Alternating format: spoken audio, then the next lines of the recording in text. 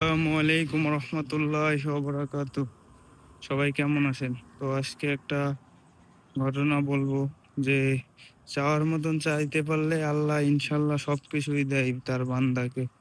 যেমন ধরেন, আমি দেশে থাকতে অনেক আশা ছিল, স্বপ্ন ছিল, বাবা মার কাছে চাইছি, কিছুটা পূরণ হয়েছে, কিছু পূরণ হয় নাই। কিন্তু যেদিন থেকে বিদেশের মাটিতে আমি পাও রাখছি, সেদিন থেকে তো আপন বলতে এখানে কেউ নাই। উপর আল্লাহ আছে, আল্লাহর কাছে চাইছি, আল্লাহ আমার এই স্বপ্নটা তুমি পূরণ করে দিও।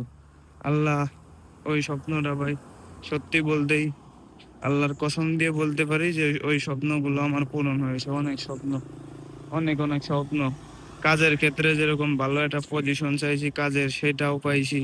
তারপরে মনে করেন যে একটা ভালো ফোন চালাতে চাইছি, এখন ইনশাল্লাহ আল্লাহর রহমতে iPhone 17 Pro Max চালাই। তো গাড়ির স্বপ্ন, গাড়িও এনি টাইম কিনতে পারি, কিন্তু কিনি না। যে মনে করেন যে চালায়ে যদি অ্যাক্সিডেন্ট করি, এই ঝাই ঝামেলার জন্য।